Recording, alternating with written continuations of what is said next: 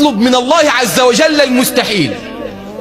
شيء مستحيل اطلبه من رب العالمين جل في علاه. ليه؟ لأن ربنا ليس مجيبا وفقط، وليس سميعا وفقط، وليس كريما وفقط، إنما الله عز وجل وهاب. انتوا عارفين البط والفراخ والعصافير والحمام والسمان مالهم عم الشيء؟ لو حضرتك روحت البيت دلوقتي وعندك سمنايه حيه كده او حمام او فرهات فرخه، امسكها في ايدك كده وخليها تكلمك او تكلمها. بعض الناس بيقولوا انت بتتكلم ازاي يا عم الشيخ؟ ينفع؟ بعض الناس يقول لي ده شيء مستحيل انا اكلم الفرخه والفرخه ترد عليا. لا، ده شيء مستحيل. مفيش مع ربنا مستحيل. ما تقولش مستحيل مع الله سبحانه وتعالى.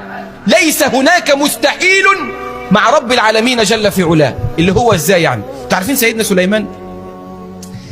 سليمان طلب المستحيل من الله.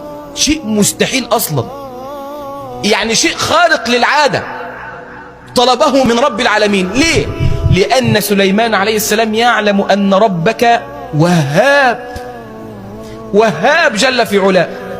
تعرف سيدنا سليمان قال ايه؟ قال رب اغفر لي وهب لي ملكا لا ينبغي لأحد من بعدي. ملك، أنا عايز حاجة ما تجيش لحد من بعدي. بعض الناس ما يقدرش يدعي بالدعاء ده، يقول لك أنا عايز أكلم ربنا. كلم ربنا كده، اطلب من الله عز وجل المستحيل. انت عارف ربنا يعمل معاه ايه؟ كمل كده الآيات.